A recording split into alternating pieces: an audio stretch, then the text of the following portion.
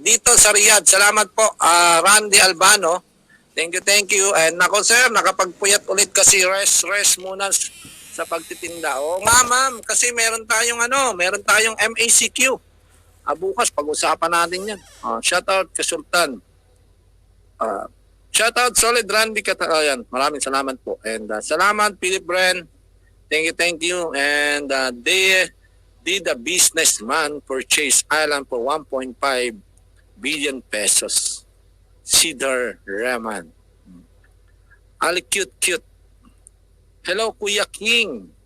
Sabi ni ACDB, gusto nyo mabawasan kita ng abias sa net?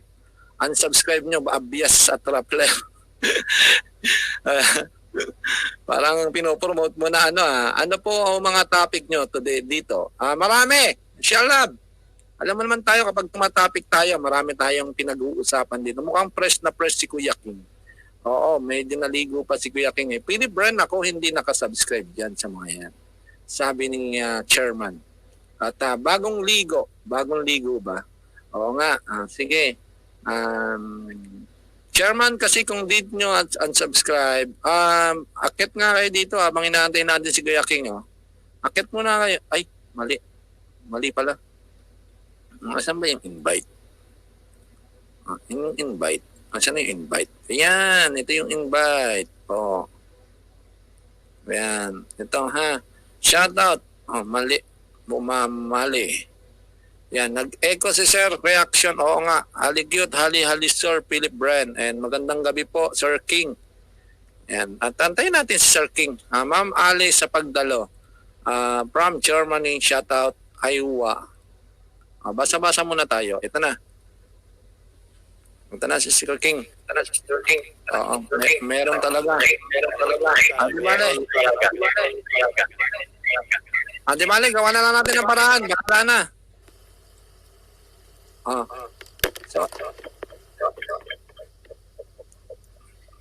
Pero bakit ano kaya ang problema, Kuya J? Ano bang gamit mo, Kuya King? StreamYard laptop itong gamit ko, at saka ang dami namang nagamitan ko na to na StreamYard din. And I don't know kung bakit ganito ang ano niya. Pero okay na kaya? Meron akong boses na maririnig ko. Pero yung boses mo clear naman. Oo. Clear naman yung boses mo. Bakit kaya mayroong feedback? Yun ang ano natin. Paano siguro kaya ito? Siguro naman tayo ng Smartmatic. Ganito kasi lagi, may nagkakaproblema ang sounds pag kaming nag-uusap ni Attorney Glenn. So, lagi na lang. Di bale, ganda na lang gawin natin.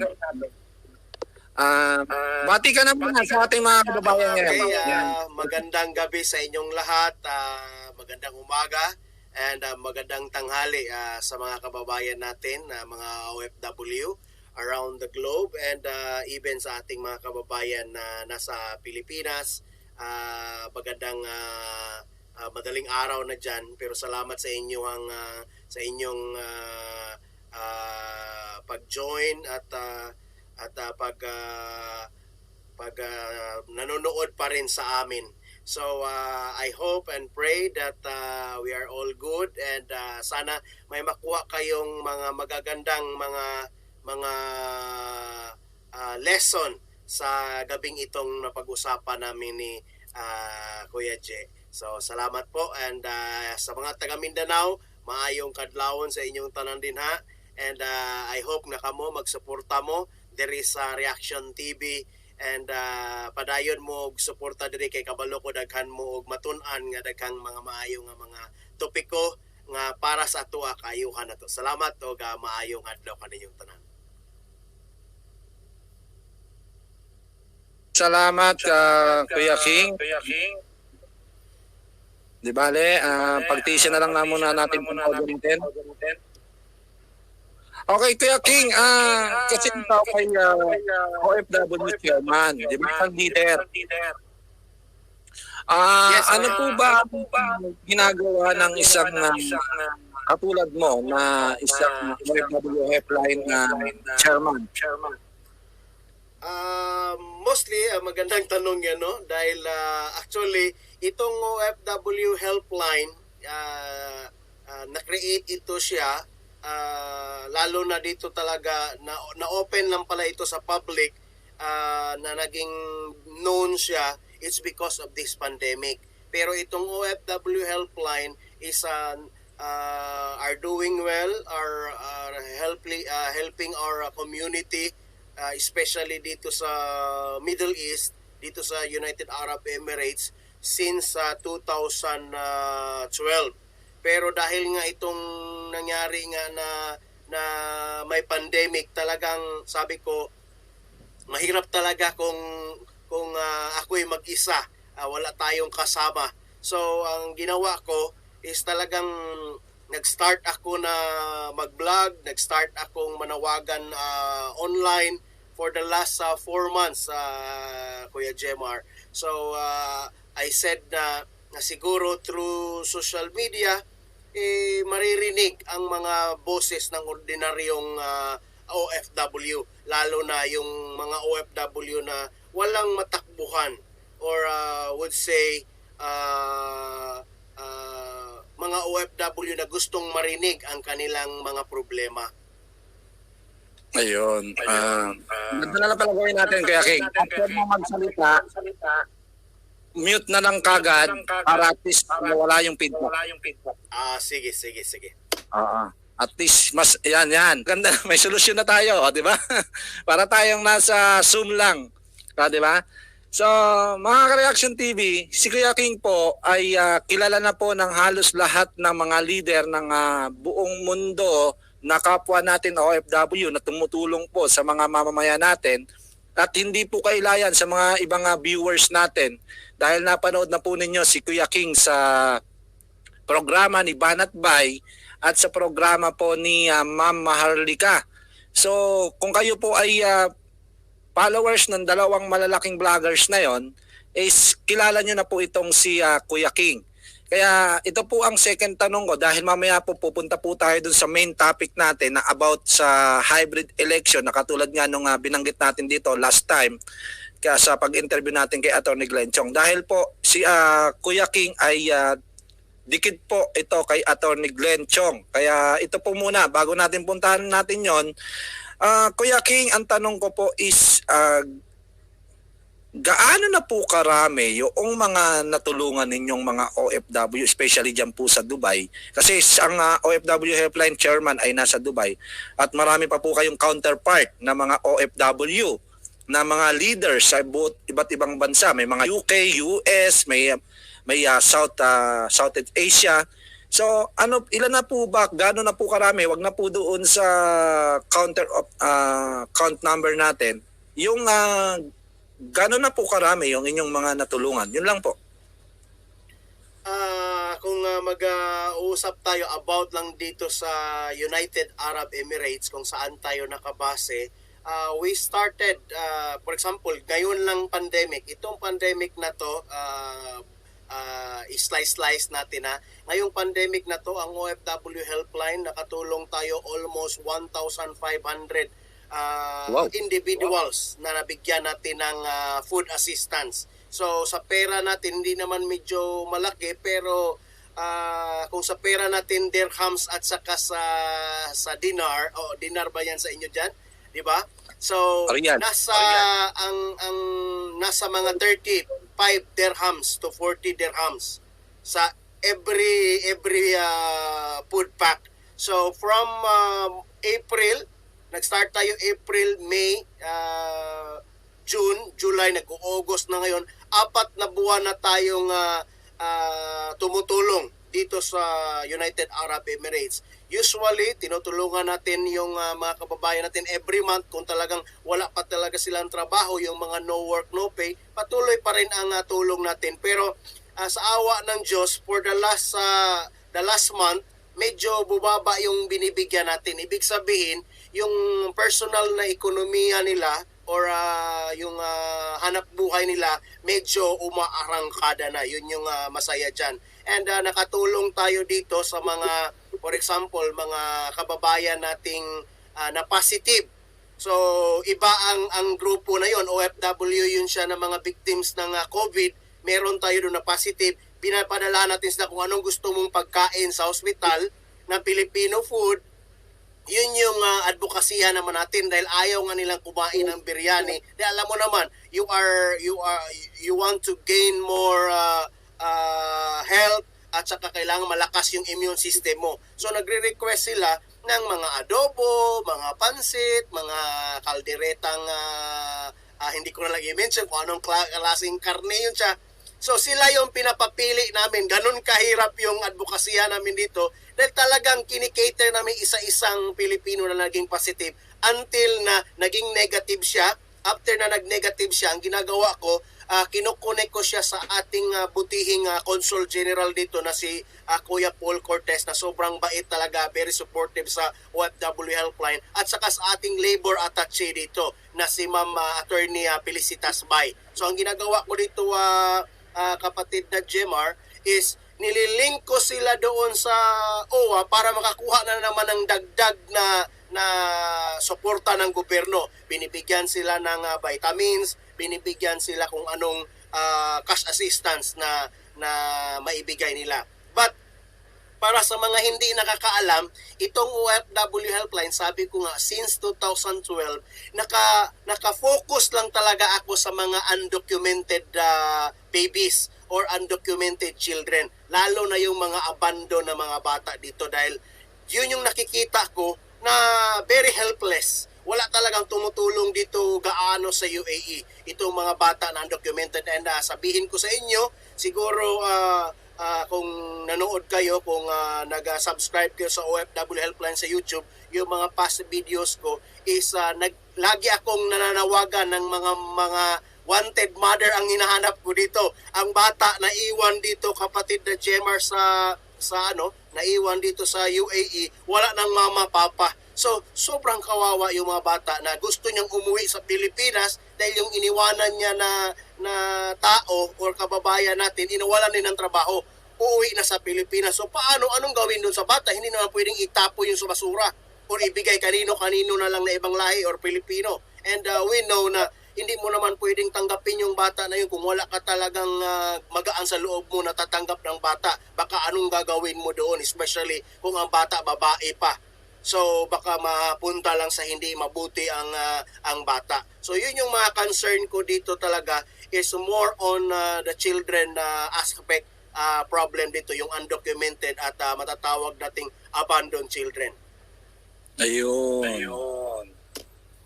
Okay, so yun mga Ka-Reaction TV, marami nagsasabi to, wow, thank you po Sir King to help our fellow kababayan. God bless po and sir for your kindness. Ibig sabihin po, itong OFW Helpline is 2012 pa pala to na-create, na itayo, nagawa. At ang inyong talagang tinututukan yung mga abandon, yung mga magulang na naging OFW na nakagawa ng kasalanan na hindi naman nila ginusto rin, na tawag lang din ang laman. So yun po yung bunga nun, kayo ang nagpo-proseso nun ngayon. Ibig sabihin na ito mga Ka-Reaction TV, sa isang banda po, napakahirap po nung ginagawa ni Sir King. Kasi sa isa pong undocumented na bata, is super po talaga ang usisa niyan dahil iimbestigahan po yan ng mga ng government ng UAE, ng consulate ng Pilipinas. Iimbestigahan po yan, hindi po madali yan. At yun po yung ginagawa ni Sir King, kaya pagpasalamat po natin dahil merong isang tao, dahil marami pong samahan ng mga OFW na talagang marami po silang ginagawa, pero naiiba po itong ginagawa ni Kuya King dahil yung mga undocumented naman po ang kanyang tinutulungan. Ibig sabihin, Kuya King, mga po yun, mga ilang taon po yung mga abandoned children na yun na inyong na napaprocess, yung mga minimum year. Kasi okay, magandang tanong yun siya. Ganito sabihin ko, ngayong araw lang na ito, nag-report ako sa ating tinatawag naman nating SWAT, yung tinatawag na Social Welfare Attaché na si Madam Judith Bacwadin. At saka yun din ang panawagan ng ating idol na si Ma'am Maharlika.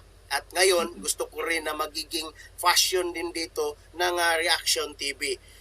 At this point of time lang, ang hawak ko talaga ng mga undocumented children muna yung pag-usapan natin para as a whole. Pag sinabi nating undocumented children, andito yung mama niya or andito yung papa niya, pero ang bata wala siyang dokumento.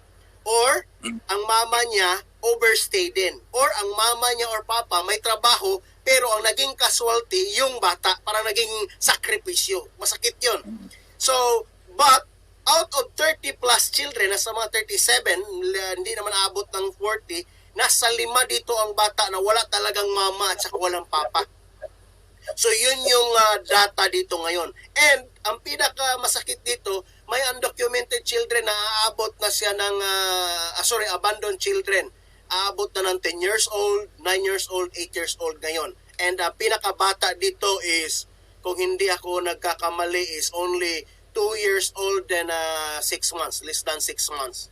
So, ganun kaseryoso ang sitwasyon dito sa United Arab Emirates when it comes to undocumented children. And alam naman ng consulate natin kung paano tayo gumagawa ng mga hakbang nito. Pag sinabi mong sino dito sa UAE ang nagki-cater ng mga undocumented children, I would say wala talagang ibang organisasyon dito kundi ang OFW Helpline. Pag tinawag nilang Dr. King or Sir King, ako po iyon siya. So kung meron kayong kaibigan, meron kayong kakilala na hindi pa niya alam kung anong gagawin, especially ngayon, may amnesty ngayon sa United Arab Emirates until August 18. Sana po maibunyag natin or mabigay natin itong magandang balita para matulungan natin ang mga kababayan nating hindi alam kung ano ang gagawin, dahil sa tama nga sabi nga ni kapatid na Je na ni Reaction TV is very sensitive itong sitwasyon nito, dahil minsan kapatid aabot pa ako ng korte, aabot ng police station. So kung hindi mo alam ang ginagawa mo dito, for sure kulong ka talaga. Yan lang ang masasabi ko. Kaya walang mag-aanong Filipino community ang nagpo-focus sa ganitong problema dahil delikado kasi ito. Kung hindi mo gamitin ang utak mo, hindi ka organisado, hindi ka affiliated sa ating gobyerno dito sa UAE at wala kang backer, baka ikaw pang mabaliktad na magiging nagkikidnap ka or harboring a person na may crime na ginawa. Ayun. Okay, so ito sabi niya, sabi ni Ma'am, member po ako ng OFW Helpline, Sir King. Ayan, yan po ang sabi ni At may tanong po dito si Sir Philip Bren. Sir Philip, sige, co-host din po natin at solid ka-reaction. May tanong po si Philip Bren sa atin. At kilala ka na rin ito dahil ito po ay masugid mo rin taga-subaybay. Ayan, sige Philip Bren, go ahead. Magandang gabi po, Sir King. Tanong ko lang po, nakapost pa sa embassy natin in each country yung mga hotline numbers kasi para at least matulungan yung mga ibang OFW na nangangailangan ng tulong, at least madali lang. Sana may nakapost online at saka nakapost din sa embassy. Meron po ba tayo dyan? Yun yung problema ko, kapatid na Philip, dahil depende kasi yan siya kung gaano kagaling ang ambasador, gaano kagaling ang consul general. For example ko lang I don't want to compare with other embassy. Pag dito sa UAE, wala naman akong pakialam diyan bakit ko itataas yung moral ng consul general dito. Hindi naman ako sinasahuran. Hindi ko rin siya sinasahuran. Pero believe me, sabihin ko kayo sa inyo, si Consul General Paul Cortez, pag sinabi mo, Kuya Paul, kailangan ko talaga ng tulong mo, Kuya Paul. Buksan mo ang consulate. May virus yung kasagsagan talaga ng virus. Paano? Yung babaeng Pilipina na nagalayas. Ang nangyari, gusto siyang inattempt na siya na rapin ng amo niya. Anong gagawin ko? Hindi naman pwedeng pupunta siya dito sa bahay ko, Kuya Phil, o Kuya Reaction TV, dahil pwede akong pailan ng kaso. So ang ginawa ko, basta ganyan, pag run away, diretso talaga sa consulate. At isipin nyo, si Kuya Paul, paano niya papapasukin yung tao na yun na alam niya na ang buong consulate, never pa kami dito nagka-problema ng virus. Lahat talagang magaling talaga ang Consul General dito dahil hindi kami napasukan ng virus sa mga runaway na facility. May sa Saudi din, meron din tayong facility or sa ibang countries. Pero example ko lang to, very hard yung decision niya, madaling araw. Sabi ko, Kuya, I need you to open the gate ng ating Polo OWA. Dahil pag sinabi mong Consul General na magsabi sa security, buksan mong gate dahil may tao dyan sa labas, bubuksan yung security. Pero ano sabi ni Conjen? King, hindi talaga ako makahindi sa'yo dahil alam ko na pag once ikaw na yung nanawagan sa akin, na-assist mo na yan. Talagang totoo talaga ang sitwasyon niya. Kailangan talaga siya ng tulong. Sabi ko, Kuya, huwag naman nating, dahil ganito ang sitwasyon niya, ni-attempt na siyang ni-rape. So ang ginawa ni Conjen, sabi niya, tatanggapin ko yan, pabuksan ko ang gate ngayon. Kung walang pambayad ng taxi yan, dahil sinabi ko kasi, baka walang pera ang security guard na pangbayad ng taxi dahil malayong lugar yan dito sa Northern Emirates. Sabi ko, papuntahin mo na lang ang taxi dito sa bahay ko dahil ako ang magbabayad. Dahil ganun ang ginagawa ng advocacy namin. Sabi ni Kujen, walang problema. Maghanap ako ng paraan, babayaran ko pa yung taxi na yan. Dahil alam ko, mabigat na yung responsibilidad mo, King, tapos ikaw pa ang magbayad. So, ang nangyari doon, ang ginawa sa babae na yon, tinanggap siya sa consulate, pero hindi siya pinapasok. Nilagay siya sa isang room, parang holding room, kinabukasan, nilala siya sa hospital. Tapos binigyan siya kung ano ang karampatan niya na tulong at saka nalaman ko after few days ni Suero na yung tao na yun. Yung talagang hindi na pinapakain, ni attempt pang ni rape, hindi pa pinakain. Ganon kahirap. So balik ako sa question doon ni Kuya Phil, ganon kaganda dito sa Dubai, Northern Emirates, Kuya Phil, dahil kaming mga leader, for example, kaming mga leader, may direct contact kami kay Conjen na 24 hours, nag-promise siya, basta tatawag kayo sa akin, ibig sabihin, emergency yan. So kami, alam naman namin ang rules namin, hindi kami tatawag kung mga hindi masyado, message lang, pero kung nga sa tawag ako, andyan talaga si Conjen, Paul, na 100% na talagang tatanggap ng call. So, ganun ang mangyari. Tingnan nyo ang website namin dito sa Dubai, Northern Emirates. Nakalagay talaga ang mga numbers. Nakalagay kung for appointment siya or for ito yung mga hotline in every department. Ganun ka-transparent dito ang aming Consul General. Ang ganda naman, Sir King. Tanong ko lang, Sir King. Regarding sa mga bata, may mga chances ba sila na may kumukuha or nalolocate ba yung family nila? Yung mga nabuntis na tumakas, na may chances ba sila nalolocate? Yung mga bata ba may chances na na-adopt? Kasi kawawa kasi sila eh. Very, very nice question. So, from 2012, kung kwentahin natin, umaabot ng hundreds na nababatang natulungan natin. Pero yung tanong mo na yon, yan yung naka-allocate yan siya sa abandoned children. Ang nangyari, isa pa lang na bata, siguro ilagay na natin na nasa 50 na abandoned children na napauwi na natin sa Pilipinas. Nasa isang bata na lang, dalawang bata na lang ngayon na lagi kong pinapanawagan. Hindi ko pwedeng sabihin ang pangalan niya, but yung isang babae M, ang isa naman lang laki is M din yung lalaki. Pero yung lalaki nasa mga 14 years old na siya or 30 na siya. Itong batang babae is nasa 8.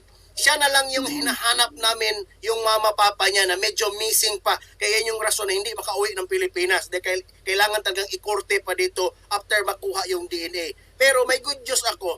Sa karami-ramihan, is nahahanap naman ang mama. Actually, 2 weeks ago is merong mama na ready for DNA na siya. She is from, I would say, region, I think region 3 yata yun siya. Ang problema sa region 3, walang DNA doon. So ang ginawa, from Region 3, tinulungan natin na mapunta pa talaga siya dito sa NCR talaga para magkaroon ng DNA. At alam naman natin, nakakaproblema na naman ng lockdown dito sa Manila. Pero yung tanong na yon, inahanap natin, pero very challenge talaga. Dahil kung hindi mo mahanap, wala kang lakas na loob or wala kang lakas ng connection locally dyan sa Pilipinas. Mahirap talaga dahil kung wala ka ring common sense na tutulong ka, ipupush mo yung DSWD, ipupush mo ang consulate. Kailang ginagawa ko, for example, nakuha natin kung sino ang mama, ano ang passport niya. So, pag nakuha natin ang copy ng passport, pinapacheck natin kung ano ang birth certificate niya, saan ang passport na to ni-renew, pakicheck dahil very delikado masyado or very complicated dahil alam mo naman hindi pwedeng kunin yung impormasyon ng isang tao kung walang court order. Pero ini-explain natin dahil ang consulate is under naman sa Department of Foreign Affairs, sila na mismo ang mag-check doon sa impormasyon ng mama. Pero ang sabi ko, kailangan mo talagang ipupush sila dahil maraming problema ang consulate eh. Kaya from other countries sa Middle East, maraming mga batang hindi na nakakauwi.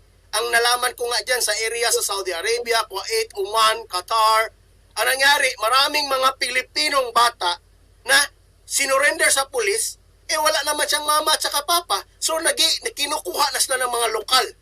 Yun yung pinakamasakit. Dahil nagiging Arabo na sila na talagang purong Pilipino pala dapat sila. Pero dito sa UAE, hindi ko talaga sinusuko ang bata dito, Kuya Phil. Kuya Jemar, hindi ko sinusuko. Wala akong sinukong bata dito. Minsan nga, umabot na ako sa Office of the President dahil abandon din siya. Yung mata niya, bulag ng isa. Ang isa dito, malapit nang nabulag. Anong gagawin ko dito na nakilala ko siya for the last 4 years? So hindi ko talaga siya sinurrender. Kinausap ko ang ambasador dahil hindi na kaya ni Consul General yon dahil milyon na yung eye transplant. Ang problema, alam naman natin sa Muslim country, walang eye transplant. So kailangan, grabe ang proseso at saka walang pangalan yung bata. So, anong gagawin mo? Sabi ng doktor, andun yung pulis, andun ang doktor. Who are you? Sabi ng authority, who are you? What is your relationship with this lady, this baby? Sabi ko, I am an advocate of the OFW. I am helping here. I'm a volunteer. So, tinatanong ka kung ano ang identity mo, sino ka. Dahil pwede kang ikulong diretso doon. Dahil sabi, bakit ang tagal na tong bata na to ngayon pa lang? Sabi ko, ganito ang nangyari, ganyan. So, ngayon, sabi ko, I had the representative from the embassy. Kasama ko doon sa hospital. So, ngayon, tinanong ako ito talaga, life story to. At gusto ko nga kung meron pa sanang maalaala mo kaya wala nang maalaala mo kaya pero alam ko may gagawin tayo dito. Life story talaga to itong bata. Sabi niya, who is the father? Sabi ko, I don't know the father. Who is the mother? I don't know the mother. But sabi niya, give me a name so that I can give a name to this child. Sabi ko, if you want a name of a father, ito yung totoo if you want to name of a father, my father and the father of all Filipino is Rodrigo Duterte, our president. Alam mo kung anong napangalan sa bata? Life story ito. Sabihin ko, first time kong inopen up to sa Reaction TV. Ang pangalan niya, si Alia Rodrigo Duterte. Isipin mo, ang pangalan ni Duterte, President Duterte, Tatay Digong, naging pangalan sa bata. Bakit ko sabihin ito sa inyo? Dahil documented na siya Meron na siyang pangalan And we are so happy together with the ambassador dito, si Mama Gisseline Quintana. Siya talaga ang lumalaban dito until na pinoproseso pa yung transplant niya ipadala sa Pilipinas. Naipit lang tayo nitong pandemic na to kaya hindi pa napaprocess yung papilis ng bata. Dahil nangyari kasi yan, bago lang talaga, last December lang yan. So ni-process January, pagka March, wala na, nag-lockdown na kami dito. So, ganun kaganda ang story dito. So, sabihin ko sa inyo, very challenge ang trabaho ko. Sobrang, parang minsan mawalan ka talaga ng time magtrabaho sa sarili mong trabaho, kikita ka sarili mo dahil talagang grabe ang pressure. Pero pag once natapos mo yung isang case ng bata, parang lahat ng problema mo parang nabunot yung lahat ng tinik mo na basaya ka, hindi mo alam kung anong mangyayari nitong buhay ng bata na to. And alam mo naman na hindi mo malaman kung maging congressman, maging mayor, maging presidente itong batang tinulungan mo. So, ganun lang ang lagi kong nilalagay sa isip ko na, King, you are in United Arab Emirates, it's because may malaking rason. And that's the reason why na bakit andyan ka pa sa United Arab Emirates. So lalo ngayon na sa pandemya, actually last year uuwi na sana ako, pero naksama na naman ako sa lockdown ngayon. And naintindihan ko, sabi ko, Lord, ano na naman ang purpose mo, Lord? Sinabi ko yun December, January. Pagka March, nalaman ko, nagka-virus na. Sabi ko, ito na naman, binigyan na naman ako ng responsibilidad ng Diyos natin. Libo-libo pala ang mga kababayan natin na mawalan ng trabaho, magugutuman dito. So, ganun ang nangyari, ganun ang challenge dito na nangyayari dito. So, again, i-refresh ko yung tanong ni Kuya Phil. Sana ito yung panawagan ko. Dahil alam ko, hundreds of thousands ang nakikinig dito at aabot pa ng milyon. Kung ikaw man ay malapit ka na kaibigan sa Consul General nyo, malapit ka na kaibigan sa ambassador nyo dito sa Middle East or sabihin natin sa Southeast Asia, dapat kasi yung consulate at saka yung embassy, Kuya Phil, Kuya Jmar, dapat maging open sila sa community, especially sa mga leaders ng mga Filipino community, na i-open yung number nila. Merong mga consulate at embassy, medyo malapit daw sila sa Filipino community, pero binibigay lang naman ang number sa secretary, binibigay lang naman ang number sa mga trabahante lang ng consulate, embassy. Hindi ka rin makakadirect doon sa person na nagbibigay ng desisyon. Yun yung pinaka-problema. So, makikita natin in public na ang ambassador or ang consul general, malapit daw siya sa Filipino community. Dahil magpa-picture sa news, ganyan, may mga gathering. Pero ang tanong ko, yung Filipino community leader ba, may direct number ba doon sa kanya? At nagsabi ba, may commitment ba na 24/7, pwede mo akong tawagan? Yun ang kaibahan dito sa Dubai and Northern Emirates, sa Kuya Phil at Kuya Jmar. Ayun. Ito. Tama yung sinabi ni Kuya King, kasi meron ditong comment. Pero alam mo, Sir King, sa Riyadh, hindi ko po sinasabing ganito talaga nangyayari sa Riyadh, hindi ko alam. Sa Riyadh walang helpline. Pero andun sa loob ng embassy. Pero marami kang madadaanan na mesa bago ka makarating sa tao na kakausapin mo. So it means, ang sinasabi po rito ni Eledicia Rivera is ang layo noong sinasabi ni Sir King yung kanilang situation sa UAE, sa Dubai, kesa dito sa KSA. So yan yung kaibahan. Kaya tama yung sinasabi ni Sir King na dapat maging open. Ito yung sinasabi ni Eledicia. Sige, Tama Kuya. rin. Okay, may magre-react pa ba? Gusto ko sana sagutin yung tanong niya. Sige po. Okay, ganito yon kapatid. Alam ko, maraming nagla-live ngayon dyan dahil yun yung rason nga ni Kuya Jmar na inakyat yung oras dahil marami daw nagre-request na hindi umaabot sa programa niya. And now, I am very happy na ako yung isa sa unang naging panauhin na inakyat yung oras. Alam ko maraming manonood. Ganito ang gagawin natin. Kung meron kayong organisasyon dyan, itong OFW Helpline, ako yung chairman. So ang gagawin natin, gumawa kayo dyan kung sinong willing din na the same sa akin na willing ibigay yung oras, willing ibigay yung, dahil normal dito Kuya Phil at saka Kuya Jmar, kailangan mo gumastos ang personal mo ng pera. Believe me, hindi biro ang ginagawa ko. Bakit din tayo maraming nakakauwing bata, nakakauwing OFW, nakakauwing mga na-positive, nakakauwing mga patay na Pilipino dito sa UAE through OFW Helpline. Dahil talagang organisado kami. But I am very willing, kung sinong gustong taga Saudi Arabia na organisasyon, i-message nyo si Kuya Jmar at i-message ako dahil gagawa tayo ng chapter dyan sa kung saan malapit ang consulate at saan malapit ang embassy. Gagawa tayo ng chapter, makipag-usap tayo dito sa Reaction TV na siya mismo ang magpo-push. Then, we have to set appointment sa ambassador. We have to set appointment with the Consul General. Dahil Meron tayong parang kung sa atin pa sa Pilipinas, parang memorandum of agreement. Meron kayong agreement talaga na ganitong gagawin namin.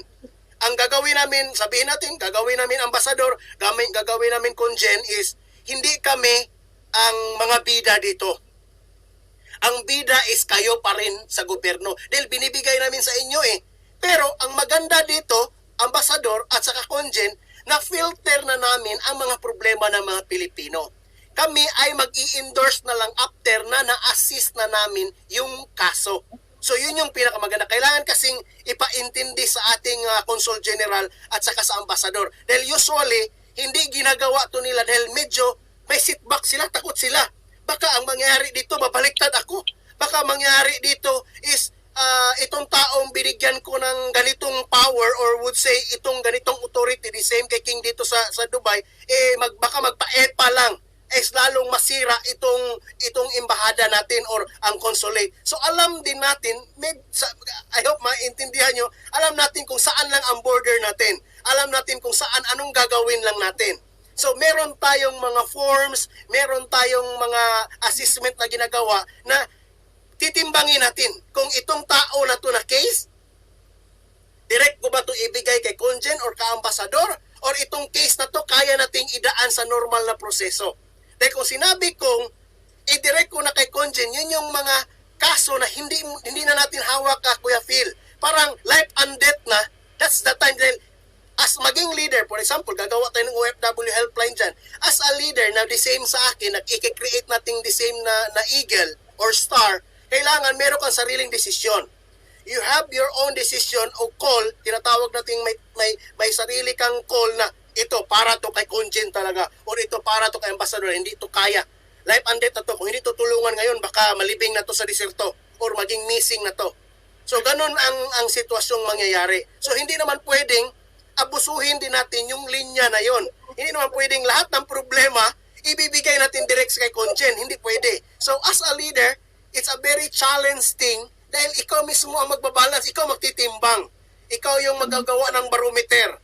So, ganun katindi ang responsibilidad, and I believe, kung merong tao dyan, naniniwala ko, andyan naman may i-recommend si Kuya Phil, may i-recommend si Kuya Jmar, or through sa Reaction TV, kung kaya natin yan, why not? We can create a OFW helpline na dyan sa Kingdom of Saudi Arabia. Ito nga kasi ang ang nagiging problema talaga para po sa lahat ng mga kapwa natin OFW, ito aminin natin. Tama po yung sinasabi ni Kuya King.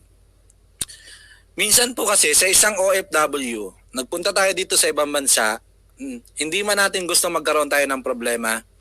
At once na nagkaroon tayo ng problema na napakatindi, ay hindi na po natin alam kung saan tayo lalapit. Although meron tayong consul general, meron tayong embassy, pero ano yung magiging first step natin? Saan tayo dapat lumapit? Kasi tama naman po yung iba na nagsasabi na hindi tayo basta-basta makakalapit kung sa kani-kanino pagdating sa embassy dahil wala naman tayong kakilala. So, kailangan natin na meron talagang meron tayong alam kung tayo lalapit. Kailangan alam natin kung sino yung taong malalapitan natin at kilala natin kung sino yung malalapitan natin na talagang makaka-connect doon sa gusto nating hingian ng tulong. Katulad po nung ginagawa ni Kuya King sa UAE, so ganun po yung mga nangyayari.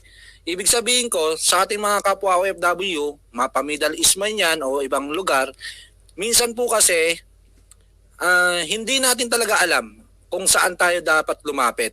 At minsan yung pinapagtatanungan natin, iba rin yung sinasabi. So nagpapakirap lang tayo. Ngayon, alamin natin, marami naman po dyan na mga OFW na tumutulong, yung mga organization, katulad po ng OFW Helpline. Kaya ako po sinasabi na naandito si Sir King ngayon, at least para magkaroon tayo ng mga idea dahil ang mga viewers natin is mostly puro OFW. So, alam na nila kung ano yung gagawin nila. Kasi marami po akong kakilalang OFW na talagang tumagal na. Matagal na sila sa ibang bansa, katulad po dun sa kaibigan ko sa Lebanon. Nagkaroon siya ng problema, naging undocumented siya. Kasi nga, illegal siyang pumasok sa Lebanon. Pero salamat tayo dahil nakauwi na siya sa tulong din ng embassy.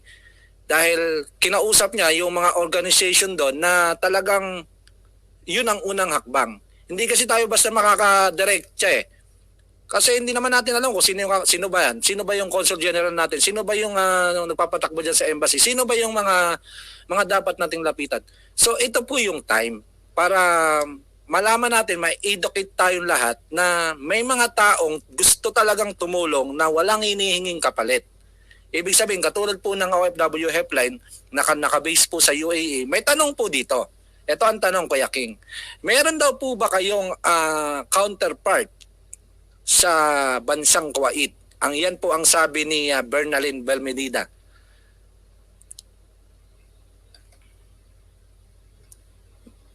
Paki-open yung mic, Kuya King. Okay. Si Bernalyn Balmedena, yes, salamat sa inyong tanong. Wala tayong OFW helpline dyan, pero meron akong isang organisasyon na pwede nating lapitan. Ito yung tinatawag na OFW GMAC. So, itong GMAC is the global, OFW GMAC is global movement, association and cooperation. So, ang alam ko meron dyan sa Kuwait. So, bigay mo lang ang lahat ng detalye kay Kuya Jemar sa Reaction TV, or you can subscribe doon sa OFW Helpline sa YouTube, and kahit saang video, mag-comment ka lang doon ang lahat ng reklamo mo doon kahit saang video, dahil ako mismo binabasa ko talaga lahat ng comment. Kahit minsan gusto ko nang matulog, pero binabasa ko dahil meron talagang personal touch ako doon, or personal talaga doon na moment. Binibigyan ko ng oras na sasagutin kong ang daming mga message. So at least maibigay ko doon ang lahat ng impormasyon sa iyo kung paano makatulong. So gagawa natin ng paraan yan. Sabi ko nga sa inyo, at least ngayon narinig nyo na ako sa Reaction TV. I hope na hindi magsasawa ang Reaction TV na kung may mga problema tayo is mapag-usapan natin ganito. And siguro sabihin nyo kay Kuya Jemar kung meron ka talaga kayong problemang talagang ang alam nyo wala ng kasagutan.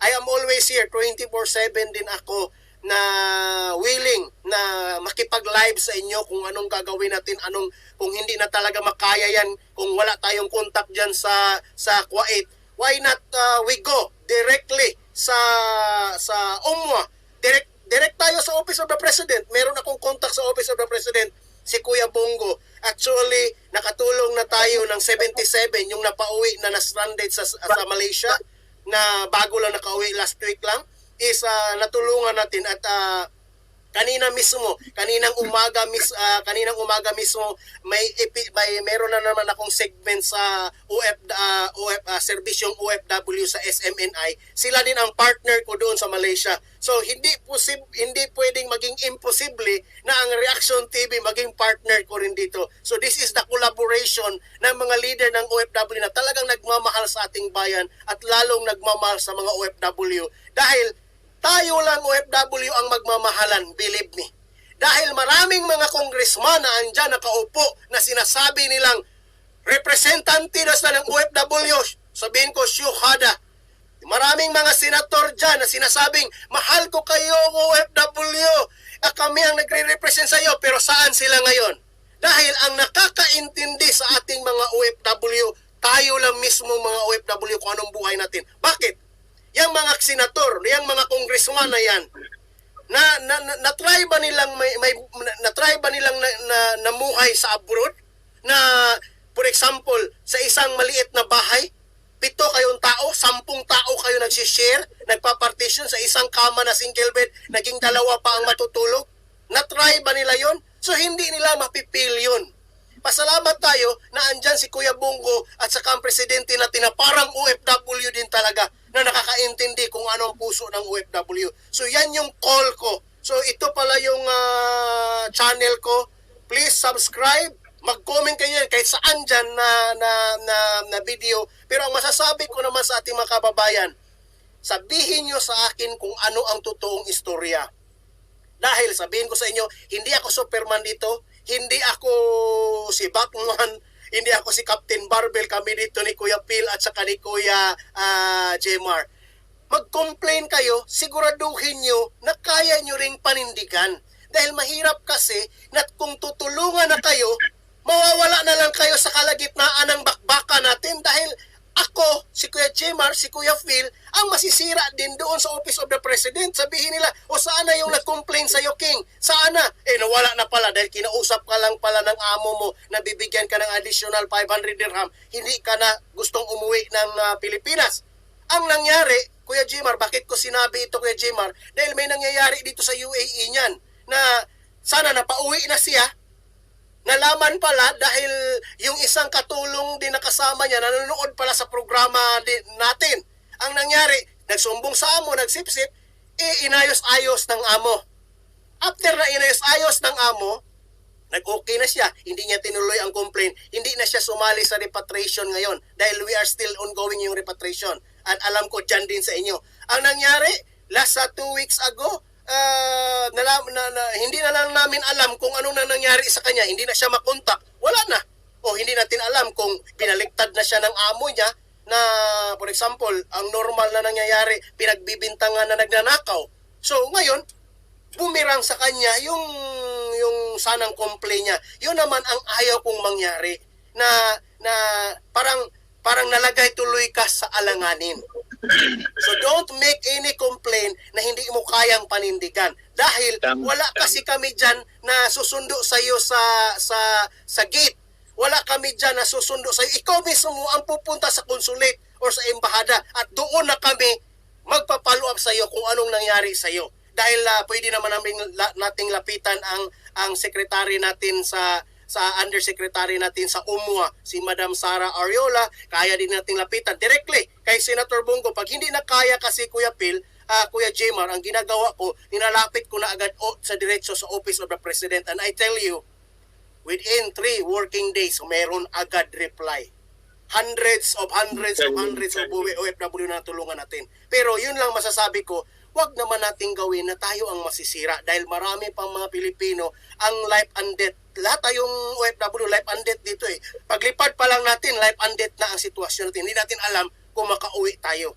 And I am so thankful na meron tayong Reaction TV dito sa Middle East na ganito kalakas ang kanyang hadikain at ang kanyang advokasya. Kasama natin si Kuya Phil dito na alam natin na very delicate itong ginagawa natin. Dahil sabi ko nga sa inyo, tayo lang ang OFW ang magtutulungan.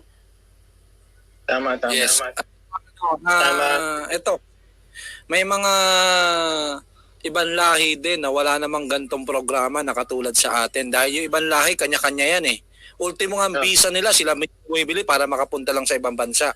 Pero tayo mga Pilipino, may agency tayo, tapos yung mga agency naman, na mga ibang agency, hindi ko sinasabing lahat, na may mga agency talagang tiwali, na papaalisin ka kahit illegal.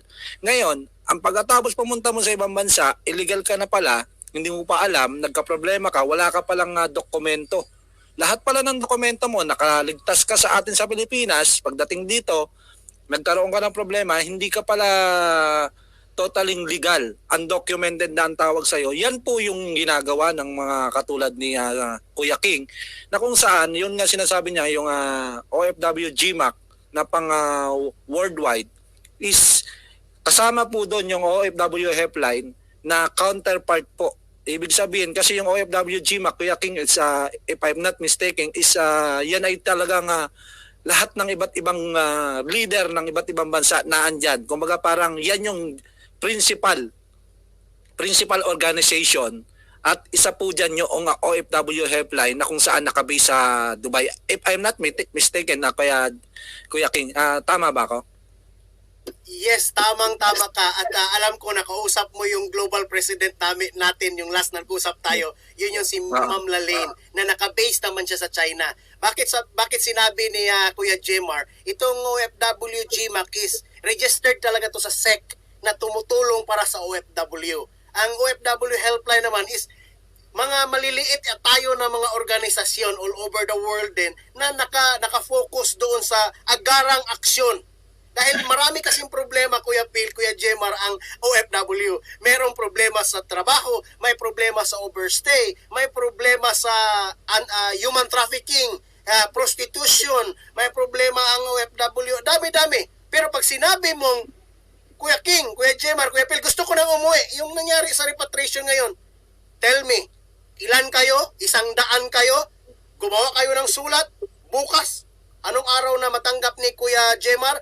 Magagawa ko ng letter through sa OFW helpline diretso sa Office of the President. And I will tell you, kahit saang lugar pa kayo, kahit sa Iraq ka pa, sa Iran ka, the Office of the President is always there for you. Yan lang masasabi ko. Itong OFW helpline, para maintindihan ng iba, ito yung parang last sort na lang, last action na lang talaga na parang life and death. Yun yung gusto kong i-term sa inyo. Life and death na gusto ko nang umuwi talaga. Pag hindi ako makauwi, ewan ko kung anong mangyari. Yun yung gusto kong mga sitwasyon na yung halos hindi na matulungan ba. Dahil sabihin ko sa inyo mga OFW, wag nyong laging gawin yung ginagawa na hindi ko rin Kuya Jemar na pinupost yung magbibideo Kuya Jemar na ito, uuwi na ako, iiyak ka. Believe me, swerte lang kayo dahil hindi kayo nakita ng pamilya or walang sip-sip na Pilipina na katulong na nasa neighbor nyo. Paano kung nakita yun ng sip-sip? Dahil yung sip-sip na Pilipina na yun, sample lang to para at least maging warning sa inyo, is boyfriend pala ng kapatid or pinsan ng amo na yun. Magsusumbong doon, ipapatayin ka talaga, believe me, or ihulog ka talaga sa bintana. Paano kung mangyari na ililibing ka sa diserto? Di na missing ka. Sabihin lang nila, Yes. yung babae na yan, yung katulong ko na yan, lagi naman lang umaalis yan tuwing gabi, tumatalon yan sa bintana, sa gate. O, pupunta pa yan sa pulis, ikaw pang nabaliktad. Ang nangyari, andun ka na sa diserto, nakabaon ka na. Kaya hindi ko pinupost yun, Kuya Jemar, yung Kuya Phil, yung magbibideo na nangingi ng tulong. Ang importante, manghingi ka ng tulong sa Reaction TV. Itong tao na to sa Reaction TV, hindi ka ipapublish niyan eh. Yung Reaction TV, makipag-connect yan sa maraming organisasyon, sa embassy, sa consulate, at sila mismo ang tutulong sa'yo. Kung if ever, yung ginawa mo na video na yun, kung walang-wala ka na talaga, it's a life and death. Pero kung may chance pa, please follow the right process. Dahil hindi lahat pwedeng gawing madaliin. Dahil sana naintindihan nyo ako, delikado yung ginagawa nyo, paano na lang kung nakita ng video ng amo mo. Yan lang din ang masabi ko, Kuya J. Ayan, yan sa 147, 150 tayo ngayon na mga nanonood. Tama po yung sinasabi ni Kuya King na iwasan natin mag-video para lang makuha natin yung attention ng iba. Gawin natin pasikreto. Bakit po? Kuya King, idagdag ko lang Philip Bren, sa lahat po ng mga nakikinig sa atin, naranasan ko yan. Alam nyo ba, nagkaroon ako ng problema noong ako ay nasa damam. Umalis ako ng Pilipinas, meron akong kontrata na 3,500 real. Okay? Then pagdating ko sa damam is bigla nilang binago 1,500 na lang yung aking magiging salary. So hindi naman po tayo bago sa bilang isang OFW, nakipaglaban tayo doon. At nung hindi talaga nila kayang ibigay, sabi ko, pauwi nyo na lang ako. At wala silang balak pauwiin. Pero sige, tahimik lang ako. Ang ginawa ko, Kuya King, Philip Bren, nakipag-ugnayan ako sa Pilipinas. Direkta ako sa OWA. Direkto ako sa POAA. Simple lang yung ginawa kong talagang pag-ayos. Kausap ko pamilya ko, puntahan nyo si ganito, puntahan nyo yung ganyang embahada na yan. Kapag wala talaga nangyari dyan, tsaka tayo lumipat sa mas mataas. Pumunta sila.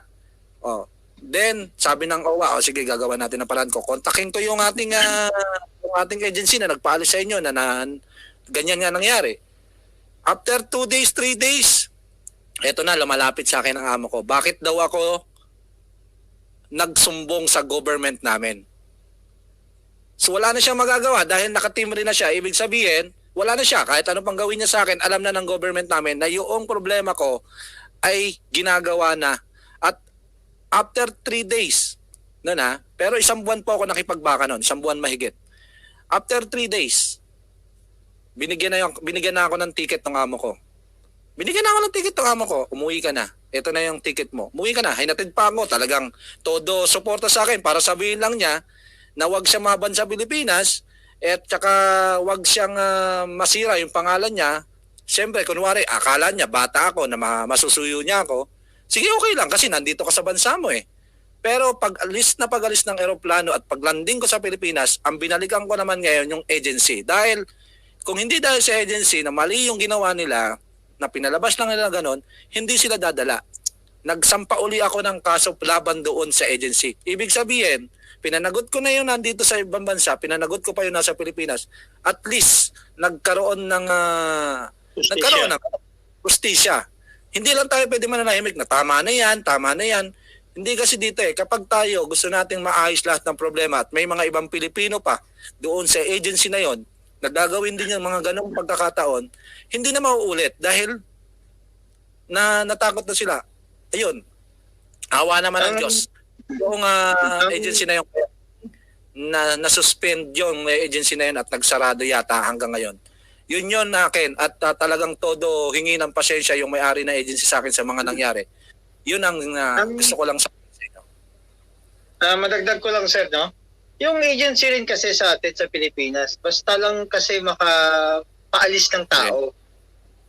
Yun rin ang problema. Yung iba, unregistered, registered. Yung iba, midnight agency. Yun ang problema rin ng ibang OFW eh. Kaya nga yung payo na lang sa OFW, tignan mabuti kung rehistro yan. Baka mamaya, rekto palang rehistro niyan eh. Dapat, tignan nyo muna sa Department of Foreign Affairs kung talagang registered siya. Ang point ko doon is wag na po tayong gumawa ng iskandalo sa social media.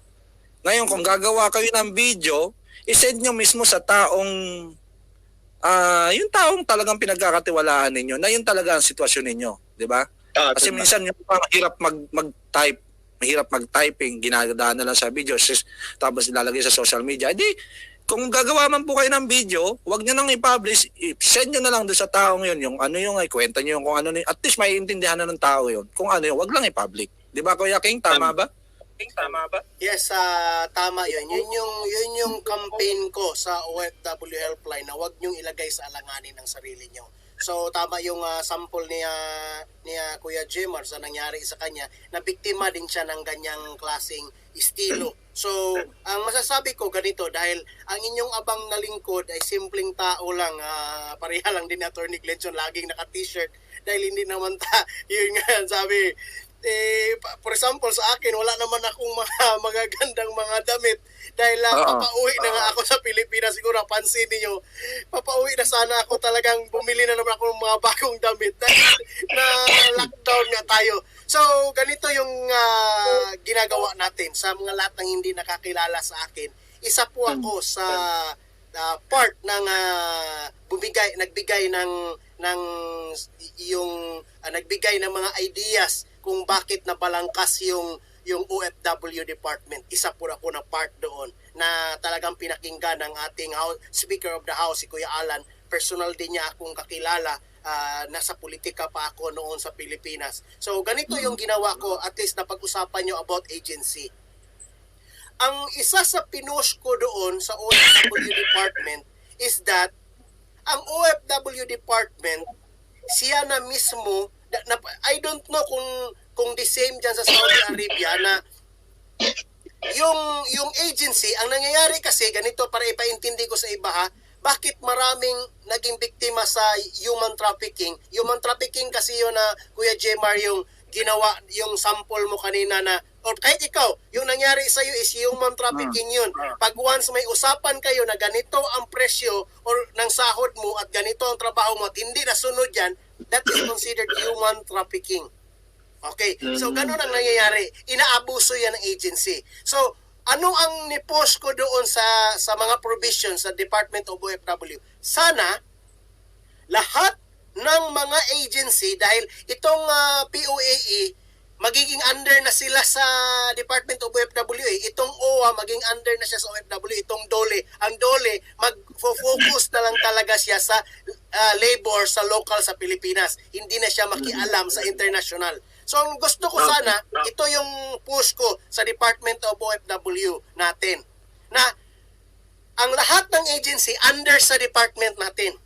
For example, ito yung opisina ng ang Department of OFW sa Manila. lahat ng opisina, lahat ng agency, tayo ang hahawak, tayo ang magmamaning. And yung counterpart na maning sa ibang bansa, wala ng agency sa abroad dahil ang nangyayari kasi pinapasa lang doon sa agency sa abroad tapos ibibenta ka balik parang manok, parang baboy kang ibenta sa abroad. Ganon ang nangyayari, maniwala ka. Ang agency sa Pilipinas, ganito yon. For example, sinabihan ka, okay, kapatid, ang offer ko sa iyo is 3,500. Pagdating mo sa Saudi Arabia, 1,500 lang dahil hindi ka nabenta actually. Walang agency ang tatanggap sa iyo dito na ganun kalaki ang presyo na ni-offer nila sa iyo. Kaya nagiging 1,500 na lang si Kuya Jmar. Parang ibibenta ka kasi niyan eh. May usapan yan sila na sila lang nakakaalam. So, what I did, what is my idea, what is the bill na ni-propose natin or titawag nating sa loob ng provision ng Department of OFW na ganito, ang magpapaalis sa iyo sa Pilipinas, normal, merong agency pero ang part ng agency na yon, government yon. Parang semi-government kung sa atin dito. Pagdating dito sa abroad, okay, ganito yung suggestion ko. Pagdating dito sa abroad, yung mga katulong, hindi Kuya Jmar, hindi Kuya Phil, diretso ka sa amo mo. Hindi ang amo mo ang sasalubong sa iyo. Ganito kamaganda yung gusto kong mangyari sa batas natin. Ang Department of OFW ang sasalo sa iyo sa airport. Pupunta muna kayo ng embassy. Tatawagin yung amo mo. Ikaw at saka amo mo, mag-usap kayo sa counseling room. Sasabihin ng Department of OFW, ito yung kanyang labor right. Ito yung kanyang number, ang passport na yan, ibibigay mo sa kanya. Doon mismo or may karapatan ang OFW na ibigay sa embassy or doon niya i-deposit dahil property ito ng Republic of the Philippines. So papiliin yung katulong or yung OFW, saan mo ilagay ang passport mo? Sa iyong kamay or dito sa embassy or sa ano? Ganon kaganda yung batas na gusto kong mangyari.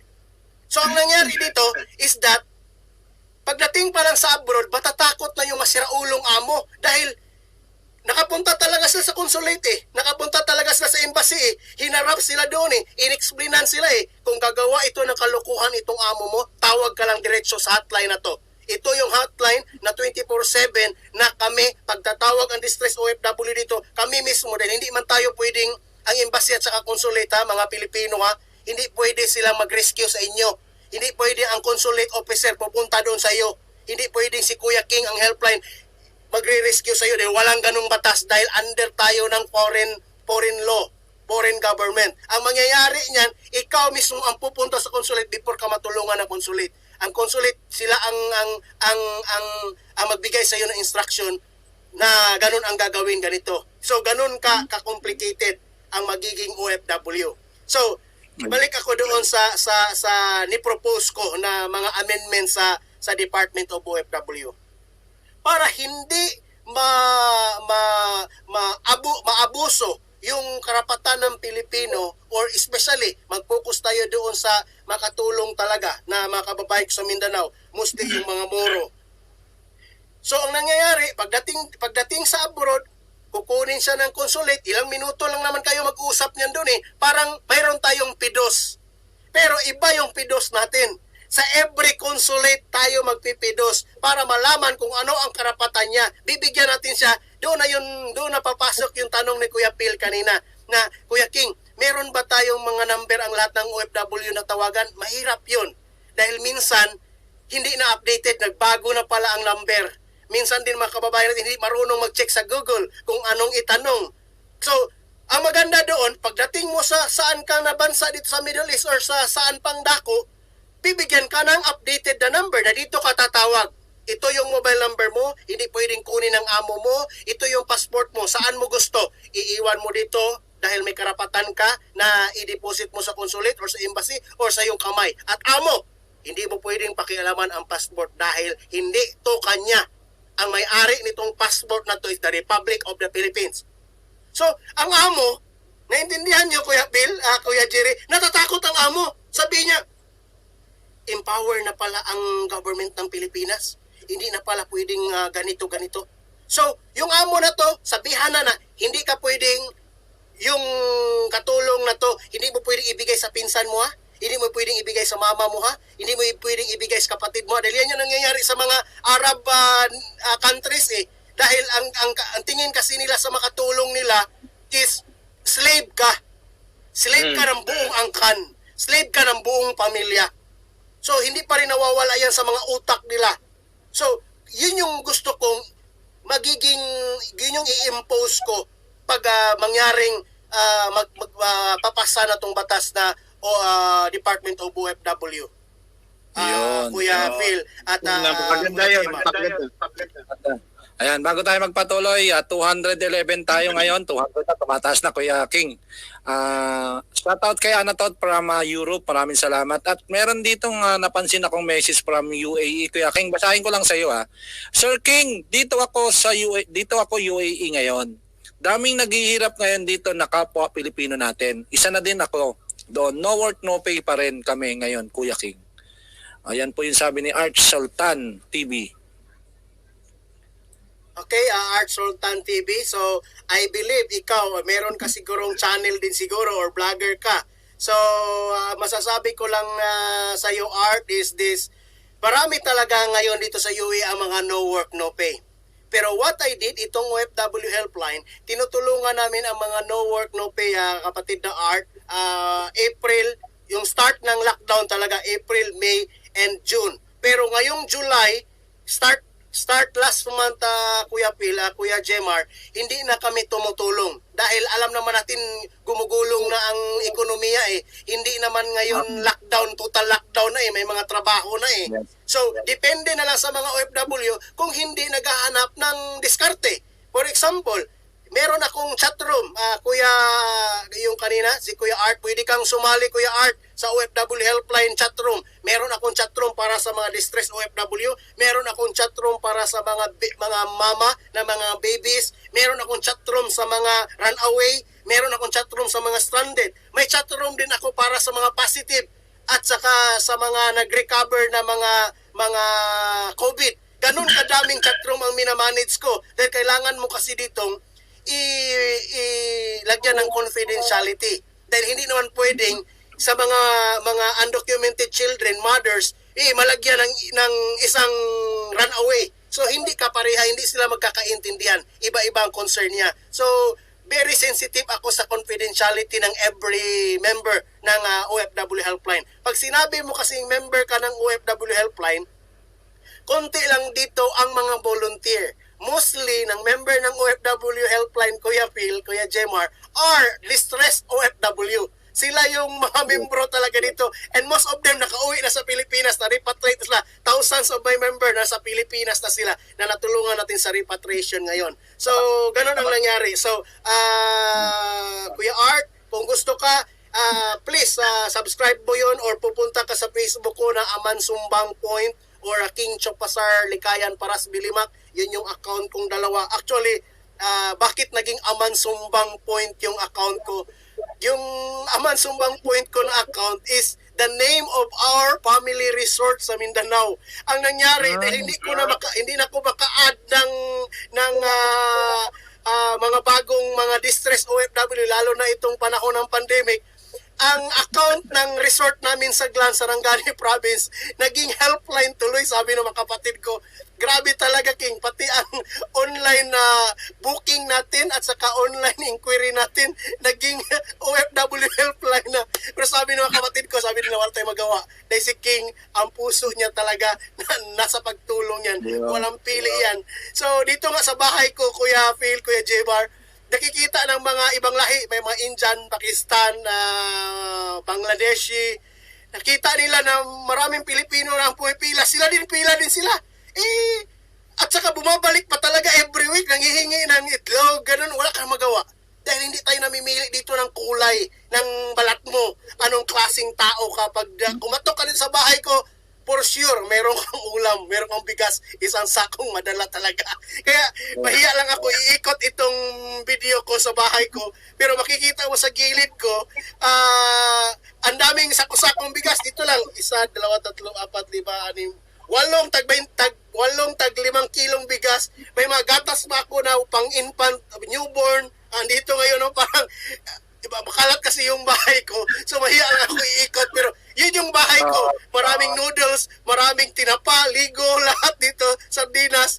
So, ganun ang buhay ko dito. You can, sabi ko nga yung may nangihingi tulad ni Kuya Art, how I wish malapit ka sa bahay ko because you can always drop by.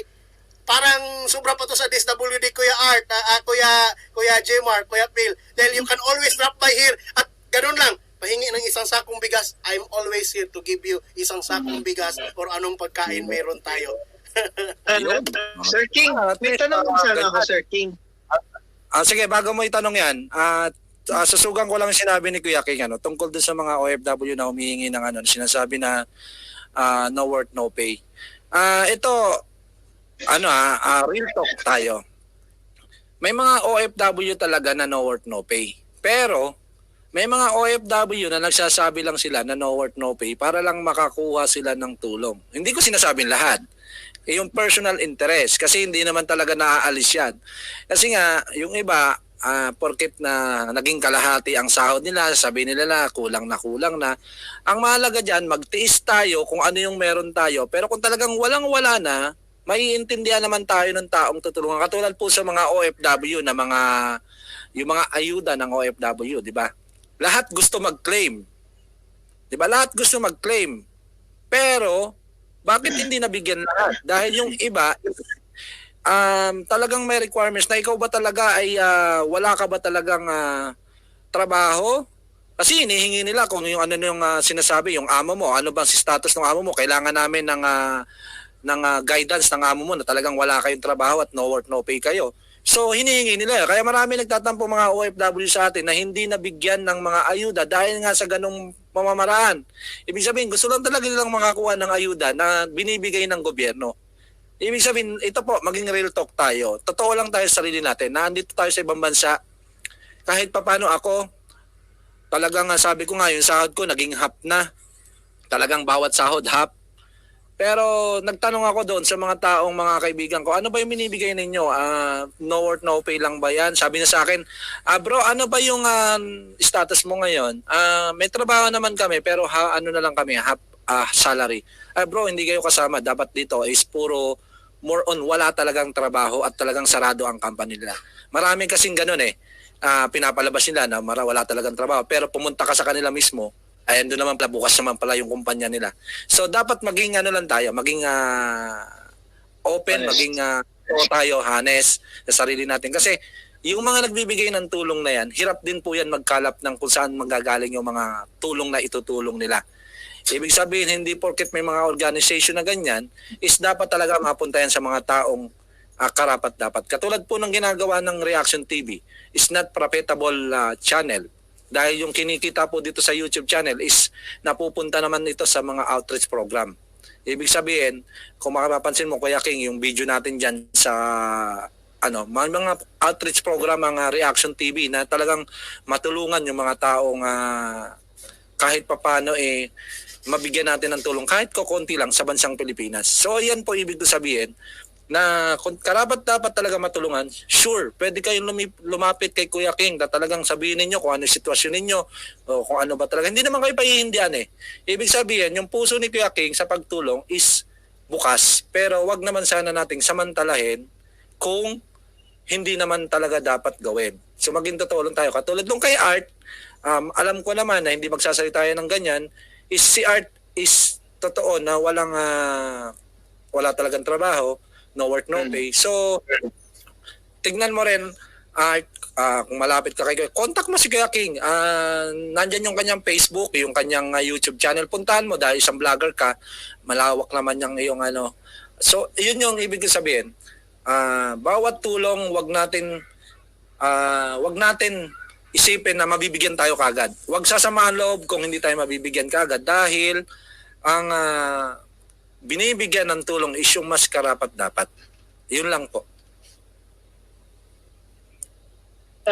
Sir King, tanong ko lang, Sir King, ang Department of OFW ba, kailan ba yan mapapatupad? Sana magawa na yan ng paraan. Kasi siguro marami naman nanonood, gustong-gusto na yan tayo yung Department of OFW kasi maraming kababayan natin sa Middle East at saka sa mga ibang bansa, parang marami ring interesado. At least matugunan yung kanilang pangangailangan. Okay, thank you Kuya Phil no sa magandang very very good question.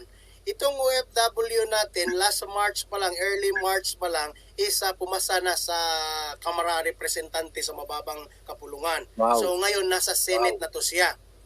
So ang nangyari nito ngayon, kung nakikita natin na sa last na sona ng ating Pangulo kay Tatay Digong is that gusto na niyang i-push ito siya. And one thing, kita naman natin na sobrang maingay itong si Senator sino yung Villanueva, nasa kanya ang committee na yan. Pero bakit, ang tanong ko sa kanya, March pa, bakit hindi mo yan napasa, Senator Villanueva? Nahihirapan akong intindihin ka. Sobrang ingay mo about sa COVID or whatsoever. Sabihin natin, itong OFW department, kasama ang COVID dito. 10 million kaming OFW na nalagay sa alanganin ng aming sitwasyon ngayon. So bakit hindi mo pa yan napasa? Si Senator Bongo nahihirapang laging tukpukin ka na hindi naman yan sa committee niya. Pero kung talagang meron kayong puso para sa mga OFW, wag nyo naman pahirapan. Madali mo naman lang yan na kung wala kang maitulong dyan na i-comment dyan sa bill na pinasa ng Kongreso, pwede mo naman yang i-adapt na lang ang Kongreso, tapos na. Tama. Kung wala ka man lang maitulong, kung wala ka man lang technical working group na ginawa dyan sa Senado, useless lang yung pagbinbin mo dyan. Lalo ngayong pandemic na to, nahihirapan kaming mga OFW dahil hindi alam ng OFW kung saan tatakbo. Saan ka nakakahanap na ang OFW tatakbo sa TESDA? Di ba malayo masyado yung TESDA? Saan ka nakakapanghanap na ang OFW tatakbo sa Department of Agriculture? Hindi naman tayo may kalabaw, meron tayong may pangaspas tayo. Hindi naman tayo farmer. Bakit tayong mga OFW tatakbo tayo sa CHED? Tapos na tayo dyan, may pinaaral na tayo. Pero anong ginawa ng Pangulo natin? Nilapit sa lahat ng dahil hindi alam kung ano ang gagawin. Kung meron sanang Department of OFW and Migrant, sana, diretso kami papasok doon sa opisina na yon. At yung opisina na yon, sila na maghanap ng problema, maghanap ng solusyon sa problema namin. Kung ang problema namin is about sa TESDA dahil gustong mag-aral itong OFW na pauwi, or pupunta sa agriculture dahil gustong magpa-farming yung OFW na napauwi, dapat gano'n na ang nangyayari. Dahil ang nangyayari kasi nito, Kuya Phil, Kuya Jemar, usapang totoo lang to. Paano ang OFW na sinasabihan lang, okay, OFW, umuwi ka na. Please, ipunta ka sa linya doon, online ka. Mag-online ka at mag-apply ka. Paano malalaman niya ng OFW na wala naman kaming pinag-aralan, hindi naman kami lahat marunong sa internet?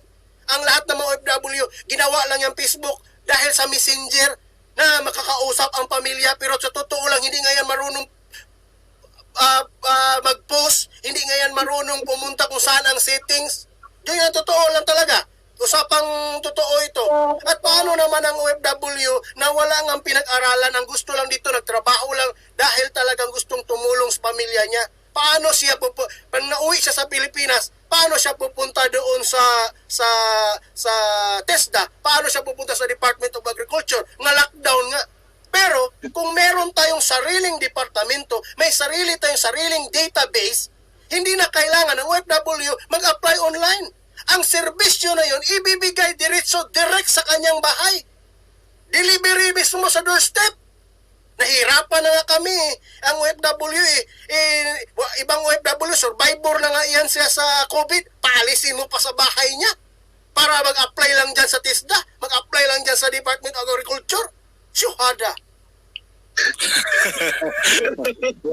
Para po sa lahat. High blood ako pag ganyan ang pinag-usapan dahil maganda yung tanong ni Kuya Pili, saan na ang Department of OFW? Nasa Senate. Anong ginawa mo, Villanueva?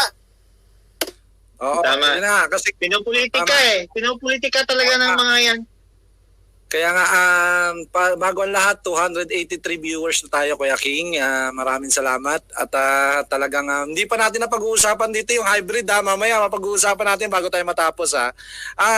Tama yung sinasabi ni Kuya King kasi tapos na nga sa camera eh. Kasi ang sitwasyon po kasi sa camera, sa para po sa kaalaman ng lahat, kapag naipasa po ang batas sa Kamara, iaakyat po yan sa Senate. At doon naman nila pagdedebatehan. Ang problema po, natapos na sa Kamara, madaling nakuha, madali na po nating natapos dahil nga po sa mga congressman na nandyan. Dahil ang nagsusulong po niyan, katulad natin, sila Representative Alvarado, isa po sa mga OFW yan na tumutulong. Sila Mike Defensor, yan, sila congressman. So, yan po yung mga kasama natin dyan, kakampi natin sa Congress, na naiakit na nila sa Senate. Ang problema po, pagdating sa Senate, hindi pa magawa yung batas na yon, na hindi lang natin alam kung bakit ano nangyari. Di ba? Kasi nga, tama yung sinasabi ni Kuya King, kung hindi kaya ni Villanueva, ilipat niya na lang sa iba. Kasi siya ang may hawak doon eh. Ilipat niya lang sa iba kung hindi niya kayang itulak. Kasi parang ang nangyayari, wala siyang pagmamahal sa mga OFW. Samantalang ng mga nangangampanya, kayong mga OFW, mahal namin kayo, tutulungan namin kayo, pero asa na yung pangako ninyo? 'Di ba? Asa na yung pangako ninyo? Sino ito sa Senate lang Sa Senate lang marami ako talagang gustong silipin. Sino ba sa Senate natin ang baguhan? 'Di ba? Si Senator Bongo.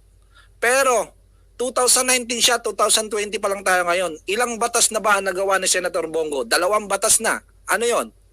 Yung ano ba 'yon? Yung tulong, yung mga bilihan ng gamot. Universal healthcare. Oh, 'yon, universal. Tapos yung malasakit. Oh, 'di ba? Yung malasakit nakuha. So ibig sabihin si Senator Bongo nagawa niya. Bakit itong si Senator Villanueva hindi magawa? Diba? Sinabi na nga ng Pangulong Duterte, yun ang tanong natin. Ayan, sa 300 viewers natin ngayon, talaga nga dapat talaga mga Ka-Reaction TV, tayong mga OFW, tayong mga Pilipino, sumigaw tayo, magsalita tayo, wag tayo manahimik dahil para po sa atin ito. Ngayon, kung may mga nagsusulong na ganyan, katulad po ni Kuya King, suportahan natin. Kasi wala naman pong mawawala bilang mga OFW, walang mawawala sa atin kung meron tayong boses. Kung isang boses lang po yan, di tayo magsasama-sama.